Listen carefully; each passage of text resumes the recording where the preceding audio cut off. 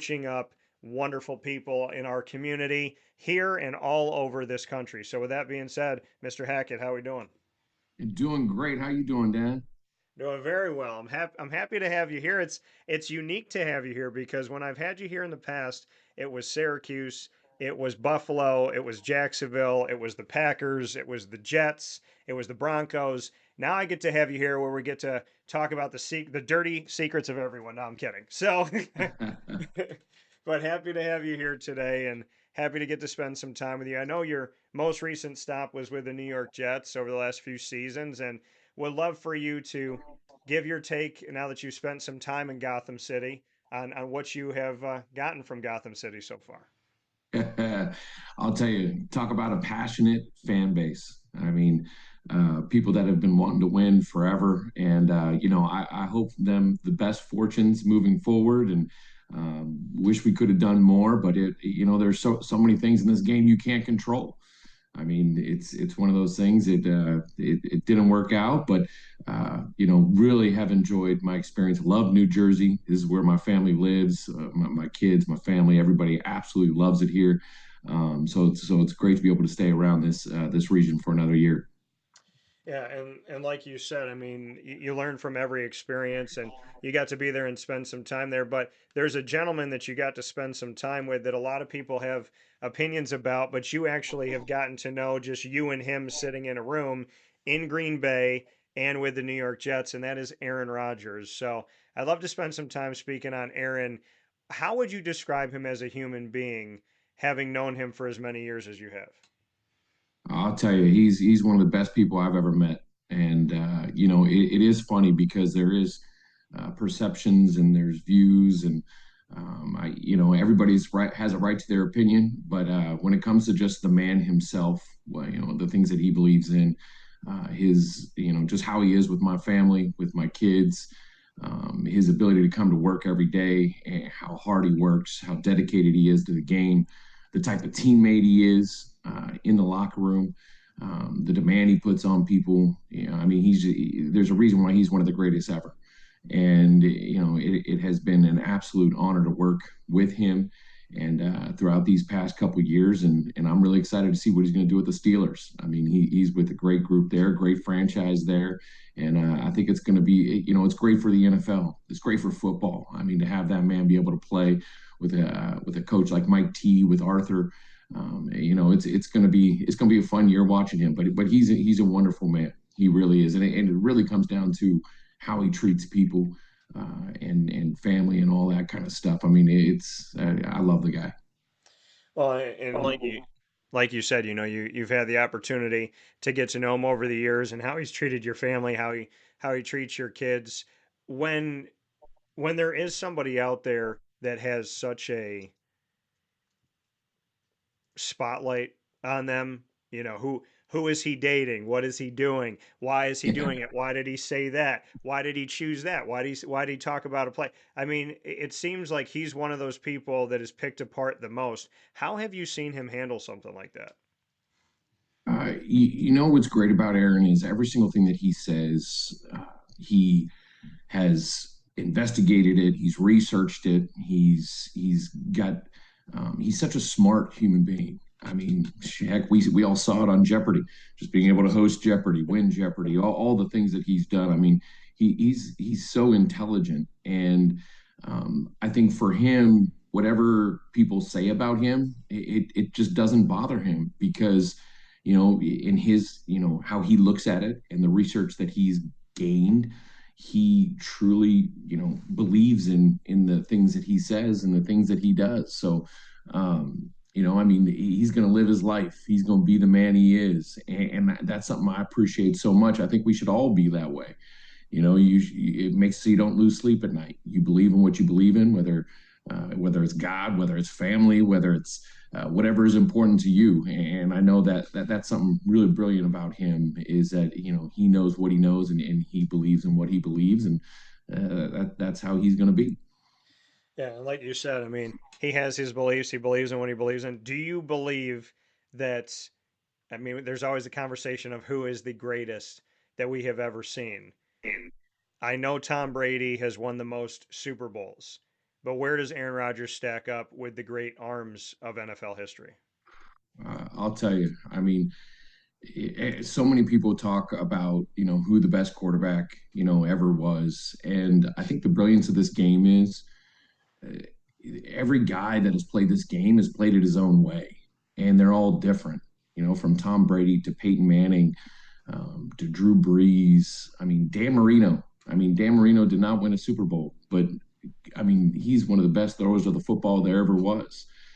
Jim Kelly's, John Elway's, Joe Montana. I mean, let's not forget that 4 for 4 in the Super Bowl. A little biased because I've known Joe for a really long time. So, Aaron, his ability to throw the ball, his ability to see the field. I mean, his athleticism is unbelievable. I mean, you look at the guys that are out there now, Patrick Mahomes.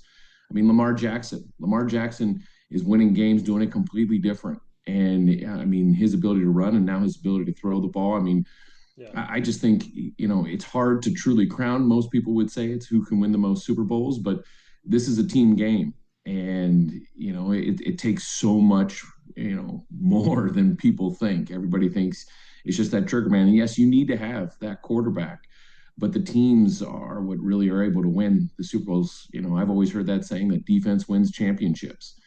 So I mean, you can't look past the defense, great defenses that have been there with certain quarterbacks. But I think Aaron definitely stands way, way up there with just the ability to throw the ball and place the ball where he wants and be able to see the field. I mean, it's astounding working with him. And from the work that you had with him, like you and I have talked about, I mean, you've been in rooms with him where you've said to me, he will sit there and you're open enough for constructive criticism where he would say, I think this is how it should be, and you would listen. And then vice versa, you would look at him and say, hey, I think that we should do this or we should take a look at that. And he would listen to you as well. That relationship that you have with him, I mean, does that hit you, Nate? Because I've had a lot of respect for you and the way that you go about the way you live your life far beyond football. But has it hit you that one of the greatest to ever play the game, to ever put a jersey on and strap up that helmet, is someone who has trusted you and you trusted him, and you've had genuine, real, constructive, we got to figure this thing out conversations? Has it hit you that you're one of the people that can actually get through to one of the greatest that's ever played? I'll always be thankful for my experience with Aaron, and I think it's because of how much I learned and how much I developed. How to coach and how to understand anything that I have ever asked anybody to do. You have to have a reason for it, and Aaron's was the number one guy for that. Ryan Nassib was another guy like that. These unbelievably cerebral guys that you're around that you can ask them to do anything as long as you have a great reason and as long as you can spell it out and explain the steps. So it almost makes you come back to day one foundations to talk about how the whole thing moves forward and just to prove that. So every single thing that you ask Aaron to do, there has to be a reason for it, unless he just already knows the reason and you don't have to talk about that. But if there's ever anything new or anything that you're trying to throw at him or a different way to do things, whether it's naming a defense or naming a play or why the play should be read one way or progression should be that way or read should be this way. You have to know every intricate thing for every single play. Because that's how he operated. And there are some quarterbacks that are like that. They need to know every single little thing. There are some quarterbacks that don't care. They're just going to do whatever you say.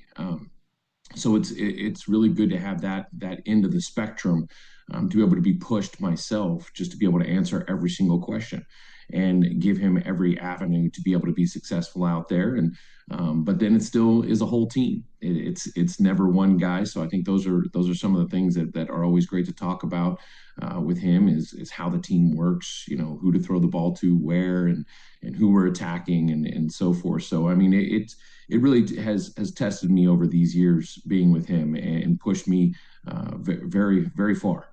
Yeah, and I mean, you've worked so much with quarterbacks, and then you've worked with running offenses, and at times leading an entire team. When we look at the NFL, and we look from the Bills to the Jaguars to the Packers, the Broncos, the Jets, what have you learned about yourself as a coach from the day you walked into the NFL to where you are right now? Ooh, that's a big one. I would say be yourself. I think it's so important. I've worked with so many different people. I've worked with so many different head coaches. Being a head coach myself and seeing the other end, sitting in that chair for a short period of time is, in the end, you got to be you. Yeah. Because again, I think looking at this game and doing as much self-reflection and reflection on the game as I have been able to is, you realize, you control a lot, but you don't control much. I mean, you've got 11 players out there. There's 80,000 people in the stands, even more people watching the game. And once you get to that game day, things happen, things change, and you might have the perfect play call, you might have the perfect situation for that play call, get the perfect defense, but certain things still need to be executed. And you have to be okay with who you are and know that you're going to do everything that you possibly can to put people in the right position. And you have to hope for the best and hope that it works out. And you continually train and continually do those things with those players to make it so that they're even more efficient every single time they go out on that field. And so I think for me, it's pushing myself through all the systems and understanding the intricacies of so many different things, and understanding still in the end you can call the best play, you can call the worst play, you can call the worst play and have it's completely wrong and it could still go right. So I think that with all those things, and I reflect on every decision I've ever made, and you just got to go, wow, would I have changed it, would I have done something different? I mean, at that moment, it was calculated in your head to get it right, and I sleep great at night understanding that.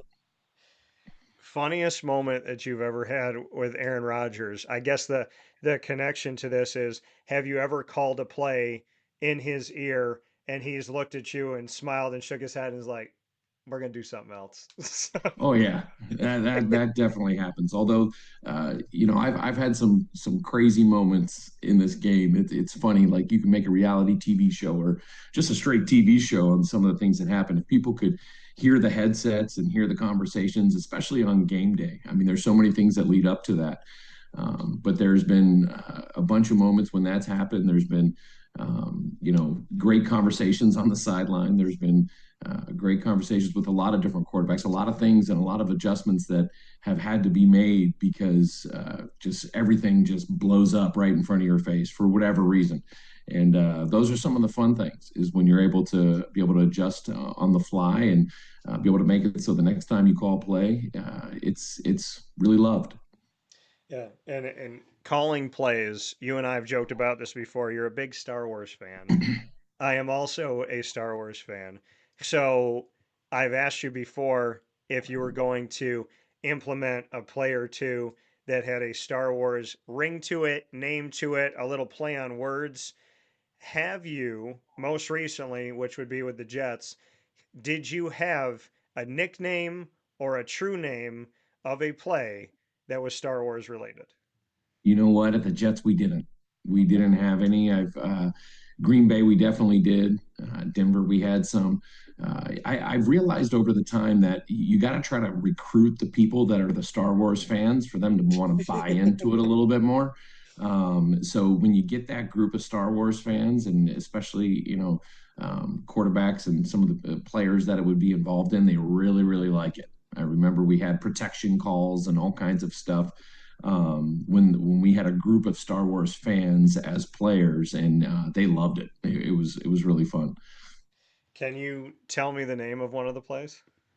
We had a Vader, we had a Leia, we had a Star Wars, just straight out calling out Star Wars. We had an Ewok. Ewok was a really good one. It was a trick play. We actually, when I was at Buffalo, we called an Ewok. I believe it was versus either the Cleveland Browns or the Steelers. It was a double reverse pass. And we threw it to Stevie Johnson, and we actually ended up getting a pass interference in the end zone. It was awesome. So, so the Ewok worked. I like that. I like It that. did. It was pretty sweet. And I know that, you're you're always game planning and scheming up things and whatnot. And I know I have to keep some of this in the shadows, but what can you say about this current chapter of your life? Because you've gotten to spend a lot of time with your family, you've gotten to be with your kids, be with your wife, and I know that this is something that any coach will tell you they almost never get to do. They would say in season, my wife is a single parent. And then there's some coaches that would say, she probably feels like that most of the time, especially when you're in the NFL coaching. So, what has it been like to actually get to do something with your kids, with your wife, that is so atypical, especially for an NFL coach? It's been unbelievable. After this season, looking back at the past 3 years, especially with my kids and the ages that they're at, not being around, moving from one job to the other. I think a lot of people don't understand when you move as a coach, it's hard because, your kids usually have to stay back and finish school. And then you get the summer off, and then all of a sudden you jump right into the football season. So that's really a year that you miss out on quite a bit. And the transition from Green Bay to Denver, Denver to New York, it was one of those things. This year, I wanted to prioritize my family, and it's one of those things that would be able helping out a team. But it's one of those things. I get to do it from home, so I get to be with my kids. And my son's about to be a senior, and it's fun. We're actually leaving today to go to a college and check it out and do a soccer camp and all that kind of stuff. So, there's so many things that I've never been able to do or be a part of that have I'm allowed to now, and I just want to take advantage of that and just enjoy every moment because family's the most important thing. And sometimes you get caught up with so many other things that you forget that. And for us, it's just been unbelievable blessing just to be able to be with the family, be around my wife again, and it has really been an amazing time. Have you have you gotten to make up for any romance? Any like, let's go somewhere, let's go to a cabin for a couple days. I'm gonna get you some roses, even just cook dinner. Have you reignited the romance flame for your Mrs. Hackett? Uh, I like to feel yes. I feel like I've done a good job on that. We don't get to leave as much because having four kids, 12 and 14, 16 and 17, there's a lot of stuff going on. It's funny as a coach, you go into the office every day and you put your head down and you work and you do everything you can. Yeah. And then you talk to your wife and you're like, where are you? Oh, she's driving. I think my wife is probably the best Uber driver ever. And I didn't know I was going to become an Uber driver when I finished, just because of how much transportation has to be done with so many kids, with so many activities from sports to dance to you name it. But it's been fun being around them and being able to cook dinners like you said and have dinner and just be around the family. I mean, it's absolutely unbelievable. Here with Nate Hackett this morning on Wake Up Call with Dan Tortora inside the Great Lakes Honda City Studios.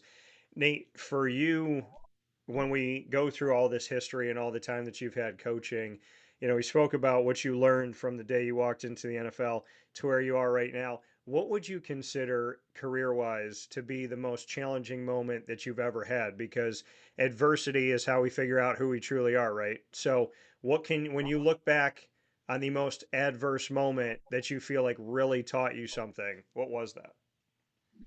Whew, uh, I'll tell you that first Monday Night Football game when we were at New York and Aaron went down after those four plays and we're playing the Buffalo Bills.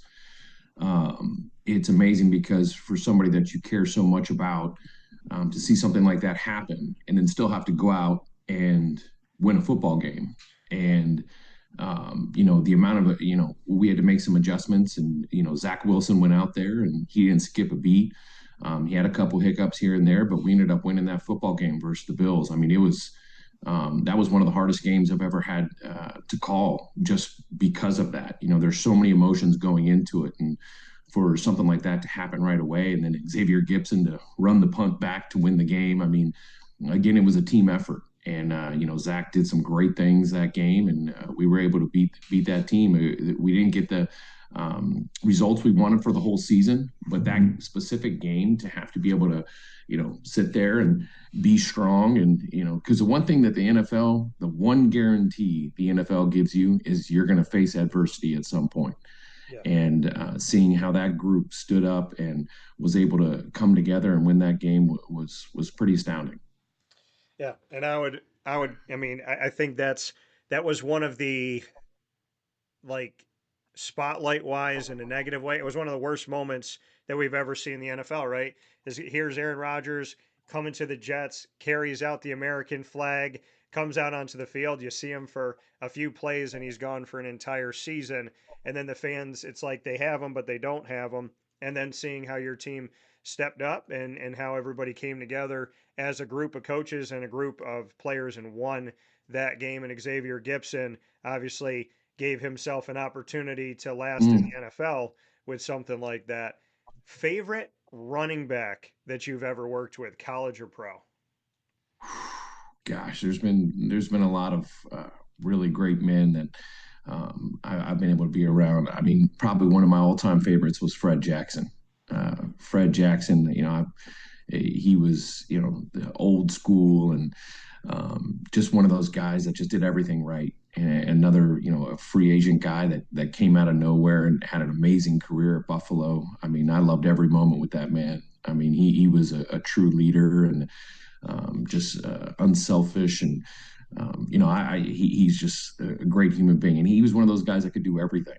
I mean, he wasn't necessarily the, this big game buster or anything like that, but you could always trust. You gave him the ball, he was going to get you 4 yards. I mean, he was fun to be with. Fred Jackson, I like it. Favorite wide receiver, if one sticks out, who is it? Why, again, been around some amazing guys. It's always hard to put it on one, but I might have to throw two out there. Okay. From when I first started, I coached wide receivers. I was like the assistant wide receiver coach, quality control coach with a guy named Richard Mann, who was one of my mentors. And in that room, there were four first-round draft picks, and they were all older than me. And I was able to go in there and work with them. And but a guy named Joey Galloway was unbelievable for a young coach to be able to work with, a veteran that was just, I mean, he was unbelievable Yeah. for me and in my career. I would say, Devontae Adams. I mean, how do you not say Tay? I mean, I think I couldn't believe how intelligent he was when I was with him those years at Green Bay and even at the Jets. His understanding of the game, ability to play every position and do everything. So I mean, he was absolutely unbelievable. But there's been a lot of great ones. I mean, throughout my career that I've been lucky enough to be with. Some of the young guys that just you throw out there and they just have to go play. Keelan Cole, I remember when he came out and we had lost Allen Robinson early. I want to say like the 10th play of the game of the first game versus Houston in 2017. That was the year we went to the championship game, and a guy like Keelan Cole, that was a free agent wide receiver. It was unbelievable what he did that year. He was kind of our priority target with a lot of good players like Alan Hearns and Marquise Lee and all those guys. So there's been a lot of great ones I've been lucky enough to work with. And you just mentioned one of my favorite moments in my career being a Jaguars fan is when you were in Jacksonville and I was in Jacksonville and getting to see that team make it to the AFC Championship game. So I was asked the question, when did I know that that game was over? And I don't think I ever told you this story. There was 6:06 left on the clock. I was in the second row of the press box. I looked up, I looked down on the field. I saw 6:06. I turned around and there was a chair behind me, nobody sitting in it. I saw my grandmother, my mom's mom, my G mama, and she had passed and she looked at me and she just shook her head no. And I said, Mm. at 6:06, I knew. Bring me into that game that was so heartbreaking. I know obviously you're a coach on that staff at the time, but like being a Jaguars fan, physically being at the game, they've been to three AFC championships. This is the one I was at. I'm in the locker room with the guys after the game, and I spoke to Barry Church, and I was like, Barry, I looked right at him. I go, I know that you didn't have like an illegal hit on Rob Gronkowski. I know you didn't do that. And Barry looked at me and he goes, thank you. And I said, Barry, I know you're not a dirty player. Like you've never been like that. And he looked at me and he goes, it's Rob Gronkowski. How hard am I supposed to hit him? And so, like, I would love to just get your thoughts because being in Foxborough, Gillette Stadium, I know all my memories of that. They're clear as day, but just what it was like to be right there in that moment with the Jaguars. Gosh, that was a crazy game. I mean, we were up by a lot. Mercedes Lewis catches that touchdown, which was huge, and I thought Blake was playing absolutely fantastic.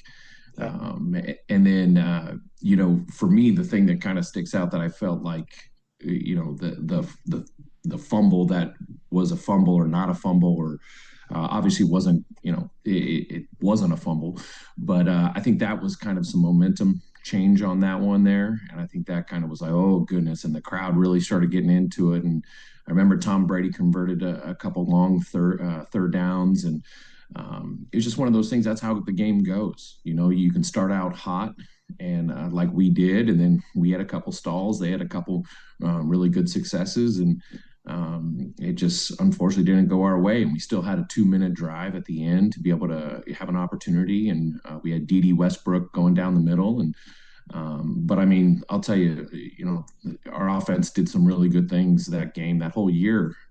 Funny enough, but it's just that's how the game goes. It's up and down, and you're going to get some calls. You're not going to get other calls, and you got to, just like we said, adversity is going to always show up, and it's who could persevere through that. And unfortunately, it came down to the last second, and we just couldn't put the game away. But it was, I thought we had a great plan. I thought the guys really did a nice job executing it, and we just need. I remember going into that game, we talked about we needed to score like over 24 points. I think we ended at 21. I think, or right at 24. It was right around there, it was just funny because we had done all these analytics and calculated exactly how much, and we were trying so hard to hit that number, and we're like, God, if the number was correct, we would have had that. But I had an opportunity to go against Tom Brady a bunch of times, being at Buffalo and being at Jacksonville, and I mean, he was unbelievable in the clutch. I remember the first game I ever called as an offensive coordinator in the NFL was versus the New England Patriots, and we were up, and then Tom Brady comes down on another 2-minute drive and wins the game at the last second. That was the first game I ever was a part of as an offensive coordinator, and so there's a reason why he's one of the greatest to ever play, also, if not the greatest. Did you ever, in those moments, going up against Tom Brady, no matter what you schemed offensively and everything that worked, did you ever have a moment with the clipboard or the tablet where you just wanted to go over to the side and just swear and be like, what else can we do? We have put the points on, we have done what we needed to do offensively, we have held on to this ball, we've run it right, we've thrown it right, we've protected our quarterback. I mean, did you ever get to a point where you kind of just looked at, to the other sideline at Tom Brady and said, like, all right, dude, like, be easy, just be, just be a little bit more respectful, because I mean, there's games that you might be on the losing side of things where you, as an offensive coordinator, maybe did almost everything that you needed to do. Yeah, I mean, I remember when we played them in 2018. I think we played them in week 2 or 3. I think it was week 3. I remember that was the year after the championship game. I just remember we had decided, we're like, listen, there's no such thing as 4 minute versus Tom Brady. We just got to just continually just keep pushing it, because the guy is gonna find a way, and so we just kept the gas pedal down, and we ended up beating them that game. But it's just one of those things. Like we had said earlier in this conversation, there's certain things that you just can't control, and you just have to control every single thing that you can, as much as you possibly can. And sometimes it works out, sometimes it doesn't. That's why we all love this game so much. That's why the NFL is so amazing. I think it's funny when my sons always ask me, who do you think's going to win this game? Or they'll be like, oh, this team for sure is going to win, they're way better. And as a coach, when you watch it, everybody in the NFL is so good. I mean, it's so even. There's only a couple plays here and there that separate every game, and you have to hope those fall in your favor, and you have to do everything you can to make it so that those things fall in your favor. But it's every game is so close and every team is so close. I don't care if you haven't won a game or if you've won every game. I mean, it's that's the beauty of this whole thing. You just control what you can control. Well, like you said, control those controllables, and something I always hear Scott Shafer say, and somebody that you know and that I know obviously well as well. You have been, One of the best guys ever, all yeah, timer. yeah, but and I will stand on that mountain. I tell people all the time in Syracuse, I'm like, I still to this day, I said, man, they really fumbled Scott Shafer here in Syracuse. They really messed up the way that they treated my guy, and I absolutely I will not forget the first win when he was coming. I was coming out of stadium control, and he was coming down the hill, and he saw me. He's got a suit on, he's got his briefcase, and he looks right at me. He grabs me, he gives me a huge hug. He goes, "Danny, we did it!" And then he just gives me like the biggest hug in the world. And the last day, also right in the same area, stadium control, he walks out. Missy's there, and the car's there ready for him to go, and he came out, and he was just standing with some people in the media, and he came and talked to who he wanted to talk to. And I remember I gave him a hug, and I went to say it, and he said it before I could say it. He said it right in my ear. He said, "I love you, Danny." And I Mm. said, "I love you too, coach." And then I hugged him again right before he got in the car, and I walked away that day like emotional. And I still go back to that day, and it's no disrespect to any coach that was at Syracuse, will be at Syracuse, is at Syracuse, but Scott, to me, even though he didn't play at Syracuse, he didn't go to Syracuse, I feel like he would have lived on that hill, died on that hill, and he would have been there forever. And so if we could just take a moment to throw Scott Shafer some love, I'd love to get your thoughts on a Mm. man that you know whose daughter Elsa just had a beautiful wedding that you got to be a part of. I'd love to just have a Scott Shafer moment shamelessly because you and I respect the heck out of him.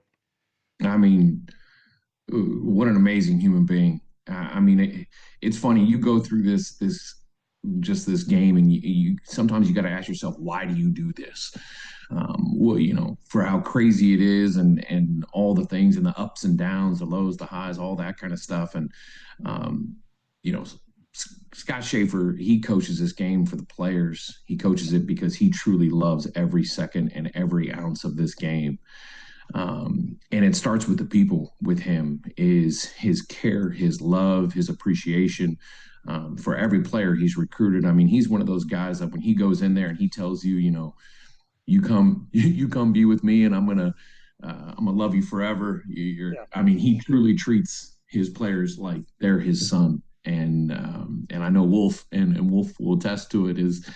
I mean, I think that just watching his passion, his love for the players and for the game, and watching that all come together. I mean, you truly, when he makes a call, when he's fired up, when he's loving you up, I mean, it's real.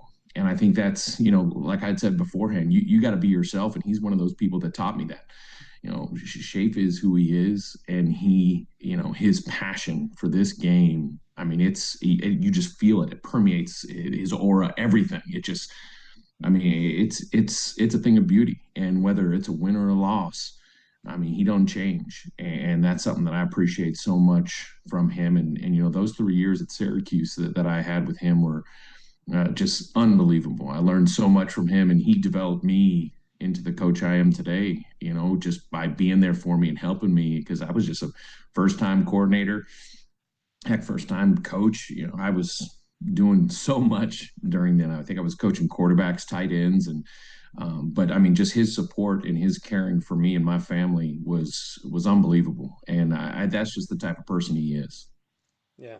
Well, Shafe, you definitely deserve the love, appreciation, and respect because he is one of the people that reminded me that there are good, honest, true people in this Mm. world, without doubt, that are consistent and not just sometimes. He was not a person that was nice to you to gain something, that was looking for an angle. It was literally, if you're a good person and he can, like if he always saw who people are, and he still does. And when he sees who you are, if you're a good person, he's got you. And I'll never Hmm. forget, like I interviewed him one time when he was the D coordinator, and then when he got named the head coach, I went down to congratulate him. He saw me, and there's like a sea of people, and he sees me. He grabs me, gives me a huge hug, and he said, "Thank you so much for being here." And I was just, and I had no idea, and I had like heard outside that like he appreciated who I am and what I stand for, and I was like, I only talked to the guy for like 10 minutes, but there was just something like he knew who I was, I knew who he was, and to this day, it's it's never changed. And he sent me a text message recently, and he said, "Proud of you, Danny." And when those words come from Scott Shafer, they mean something. But No doubt. I would also say that, and I'm not saying this because we're picture in picture and I'm talking to you right now, another person who I respect tremendously is Nate Hackett. And if anybody says anything positive, I'm banging the drum. If anybody says anything negative, they say true friends are the ones that stand up for you in rooms you're not in.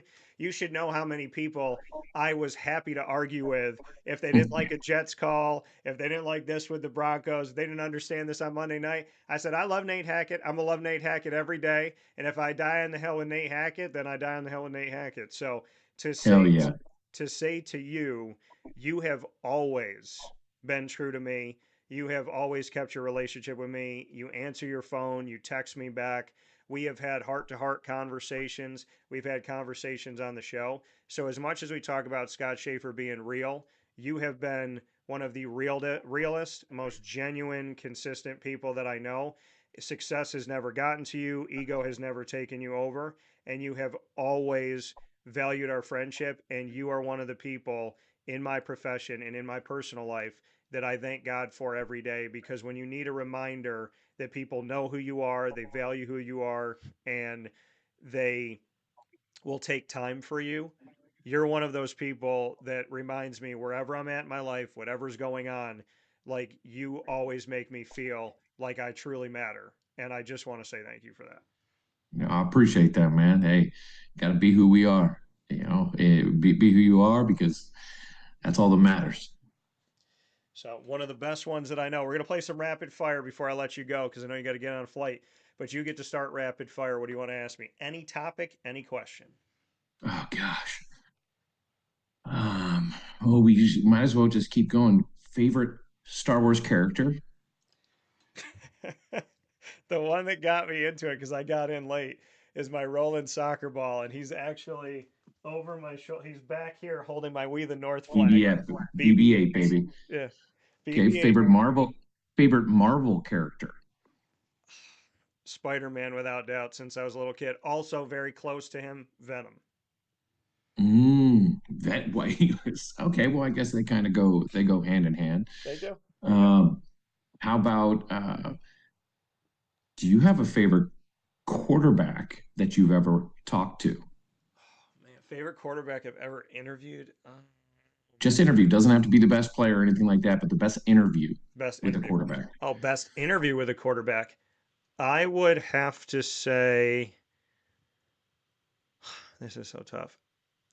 I would have to go with, man. I like talking with Trevor Lawrence, but I would say I did a thing that this quarterback didn't know about until I was done. And it involved his mom, his dad, his brother, and his sister. And it was before his dad passed. And I called it Project Dungy. And then after I did my two-part series, he got to do the third part and come on the show. So I would say doing that with Eric Dungy, someone who I felt deserved his flowers to the point where I wanted to like make a special totally dedicated to him. So I'll say Eric Dungy, but I'm sure that that answer's got a lot of answers. But I'll say Dungy because of Project Dungy, and like that was really cool to do with his family. Love it.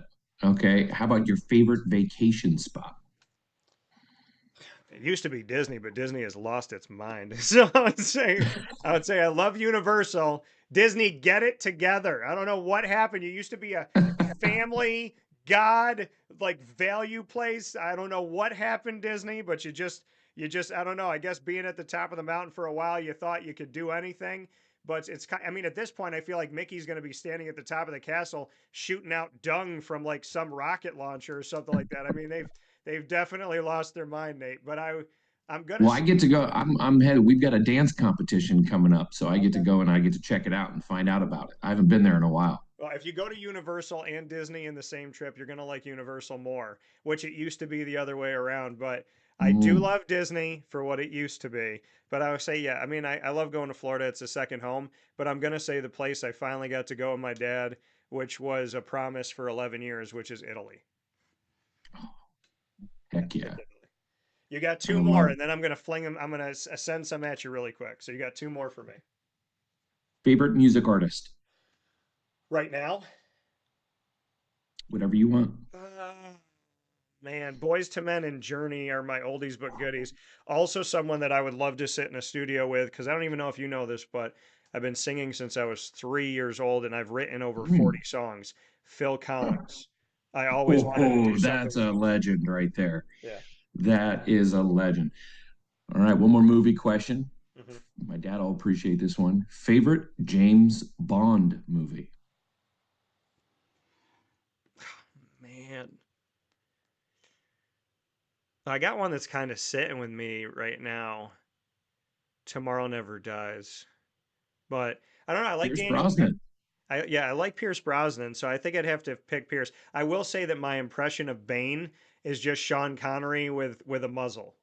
So if you want to if you want to do Bane from Batman, you just Oh, have to that's talk great. a little bit like this. It's Sean Connery with a muzzle. That's all it is.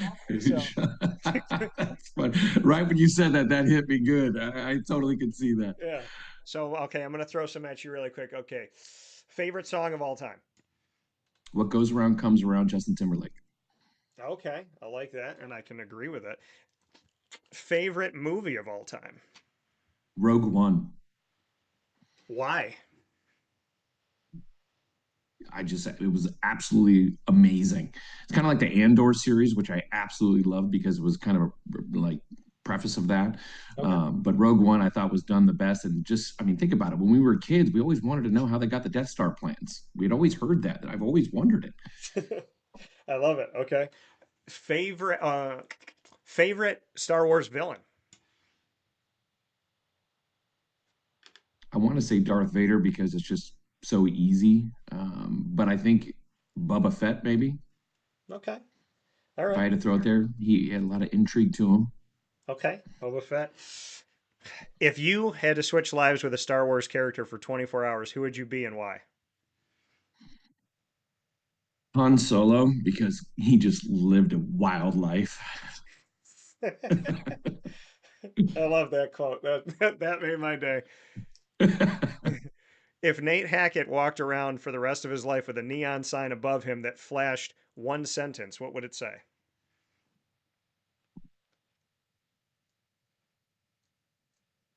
Gosh, there's so many things that just flashed in my head at one point, good and bad. Um, I love gold. From Goldmember? I love it. Okay. You and I think, are the same person, just born at different times. So my final two questions for you: if you and I became Avengers, to this is a three-part question. If you and I became Avengers Mm, today, so what Avenger would you be? What Avenger would you have me be? And what villain would we fight in what city? So it's a four-part holy question. cow, that was really intense. Um, well, I would say, uh, I mean, you just told me your favorite, so I would want you to be Spider-Man because I want you to be passionate about your superpowers. Okay. And I love your little comic relief. You know, you throw in the goodness there, and you're a good person, and so is Spider-Man. For me, I'm Ant-Man. I love Ant-Man. Ant-Man's my favorite Marvel character, Love and it. so the two of us would go hand in hand because we're the insects. So because we got spiders and we got ants.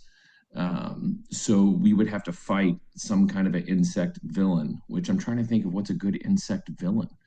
Um, uh, forget that. We're Jeff, going after Thanos. We're we going can. after Thanos. Okay. We're going after the big. We're going for the biggest guy. Let's just go after him.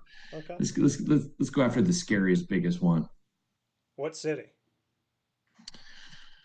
Uh, what city? Well, we're both in New York, so let's go to New York. That's where they all take place, anyways. And there's lots of, yeah. If you're Spider-Man, you need a lot of buildings to be able to spin, and fly around and stuff like that.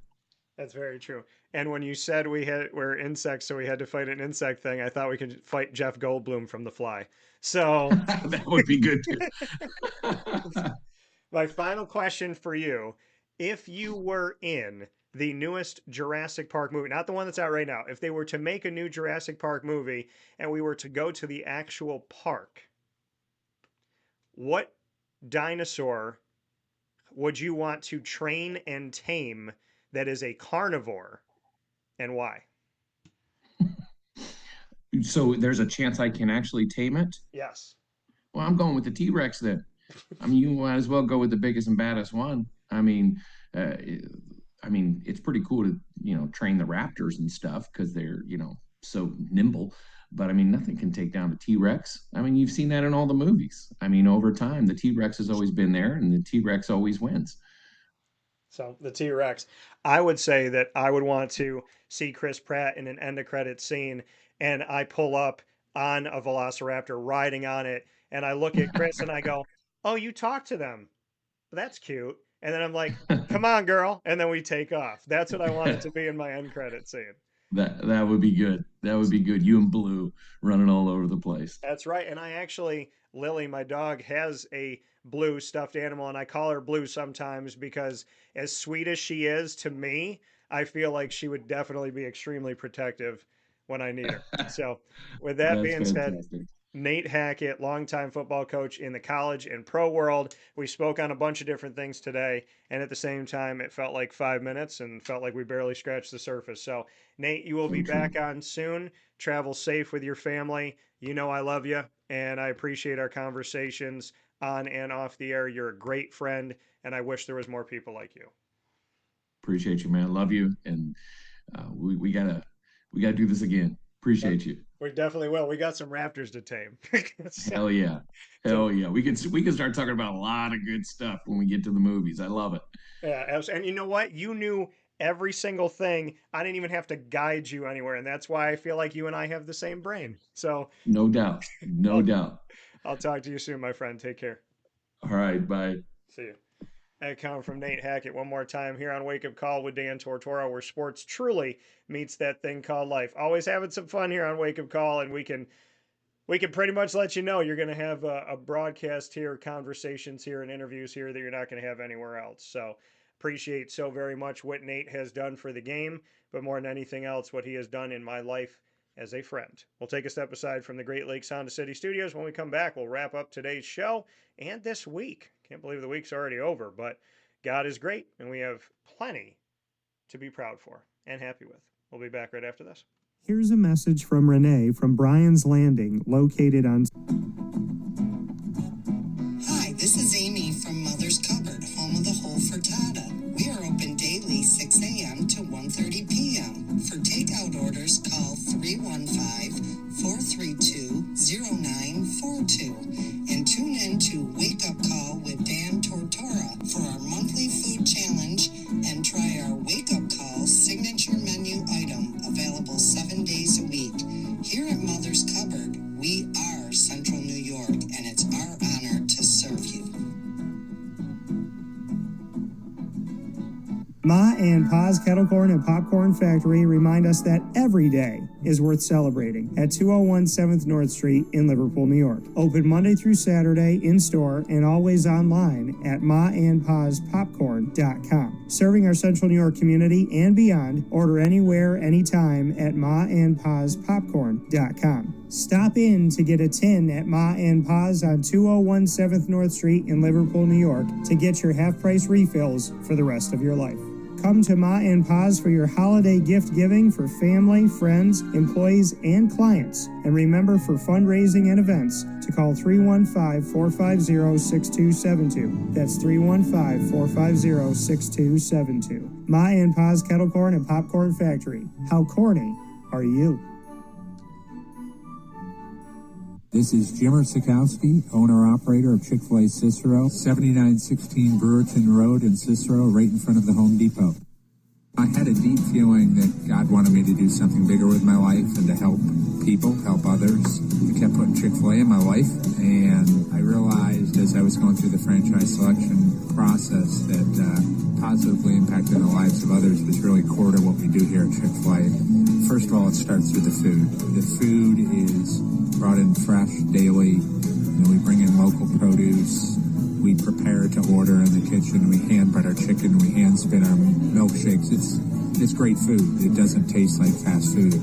I think the second thing is the way people feel when they come in a Chick-fil-A restaurant. It's different. We try to treat people with intentional kindness here, which is very different and deeper than good customer service. And so I think it feels remarkable for most people to come in a Chick-fil-A restaurant.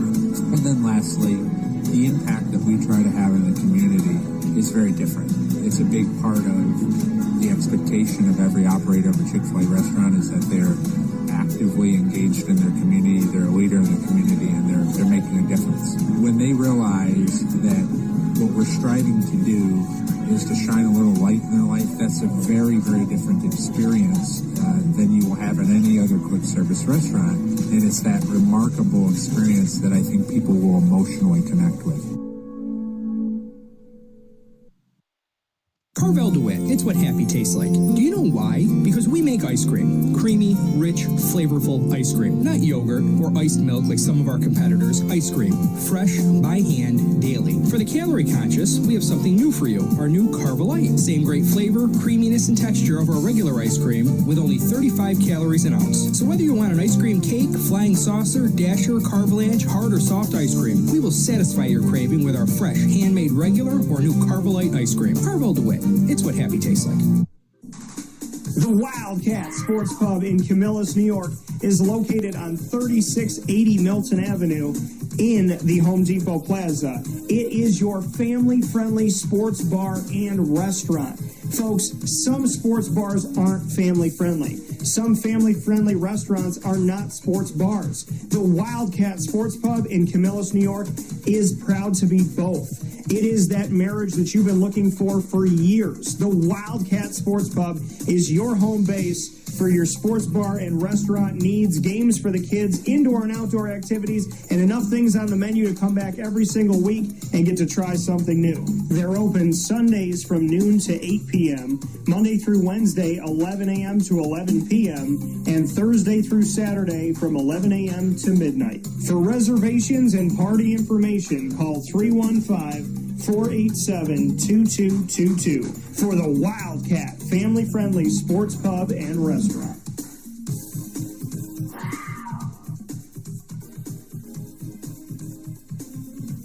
GG Cards and Breaks. Like, comment, subscribe.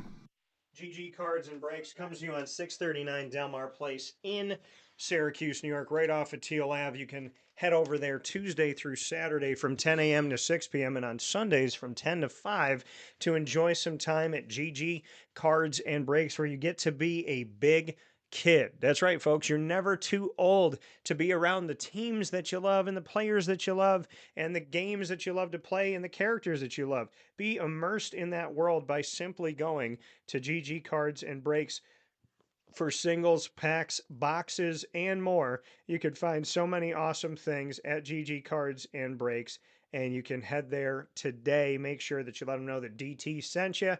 All ages welcome, and if you've never collected cards before, now's a great time to start. And if you've been collecting your whole life, well, your next great piece of your collection is waiting for you right there on site at GG Cards and Breaks, because you never know what you're going to find, and there's a lot of wonderful things. So I can't thank GG Cards and Breaks enough for being an amazing place for us to just fan the flame of our kids' spirit and have a wonderful time. I appreciate you all so very much for going out to GG Cards and Breaks, and I thank you for all the work. I thank them for all the work that they do, and I thank you for all the love and positivity that you show them. With that being said, here on Wake Up Call with Dan Tortora, happy to be here with you inside the Great Lakes Honda City Studios, and of course inside of MON-FRI's What's Poppin'. Big time shout out to Carvel DeWitt for the annoying moment of the week, Chick-fil-A Cicero for lead, learn, evolve, ad-lib, and deliver. Our top dog of the week honoring Josh Gideon of GG Cards and Breaks in K9 Camp Dog Daycare's Top Dog of the Week, and of course, a wonderful conversation with one of my friends that I love so very much, and that being Mr. Nate Hackett. Shout out to him and his family. Wake Up Call is here with you Monday through Friday from 9 a.m. to 11 a.m. Eastern Time on YouTube.com and Facebook.com, both /WakeUpCallDT, and on WakeUpCallDT.podbean.com. So, however you're connected with the show, thank you for tuning in up and down the East Coast, the Midwest, the West Coast, and all around the globe. Once the show goes live, we hop into the archives, and you can see us on Amazon, or you can listen to us, I should say, on Amazon Music, Audible, iHeartRadio, iTunes, and Apple Podcasts, Player FM, Podbean, Podvine, Spotify, TuneIn, and YouTube. All you got to do is search Wake Up Call with Dan Tortora, or one word, Wake Up Call DT. So make sure you do that today, and I thank you for everyone who has connected with us through all of these channels. You can search Wake Up Call with Dan Tortora on any one of them, or one word, Wake Up Call DT. And of course, Alexa and your Google Home device will play the latest episode of Wake Up Call with Dan Tortora if you ask them to nicely. They'll be happy to do that as well. Many thanks to our North Carolinian listeners and visitors. Brooklyn Pickle down there in North Carolina. See him in Southern Pines on 1788 Old Morganton Road in Southern Pines, North Carolina. The Brooklyn Pickle there for you, right down the road from Pinehurst Golf Course, which the PGA Tour knows all too well. And many thanks to our team of partners in Central and Upstate New York. Please go out and visit Great Lakes Honda City, Carvel DeWitt, the Wildcat Sports Pub, Canine Camp Dog Daycare, Mother's Cupboard, Brian's Landing, Canine Campground Dog Boarding, Pizza Man, Chick-fil-A Cicero, Mon-Paz, the snack capital of the world, GG Cards and Breaks, Avicoli's, and we are the exclusive multimedia marketing partner of your Lemoyne College Dolphins, Bryan and Stratton College Bobcats of Syracuse, and the Binghamton University Bearcats. You can get connected to all of these wonderful teams by going to youtube.com/wakeupcalldt. Click subscribe, hit the notification bell, and find our Lemoyne playlist, our BSC Syracuse playlist, and our Binghamton playlist. Each of these wonderful teams and schools are up on WakeUpCallDT.com's homepage and underneath the Exclusive Partners tab. For more information, go to LeMoyneDolphins.com, as well as Syracuse.bscbobcats.com and BinghamtonBearcats.com. You'll find the Dolphins every Wednesday during Dolphin Time, Wednesdays at 9 a.m. Eastern Time here on Wake Up Call, and you'll find Binghamton every Tuesday at 10 a.m. Eastern Time, and you'll find all of our wonderful schools by going to WakeUpCallDT.com, as I said, as well as by going to youtube.com/wakeupcalldt, clicking subscribe, and hitting the notification bell. Thank you for all of your love and support. We appreciate all of these wonderful companies, and we appreciate you for going and visiting them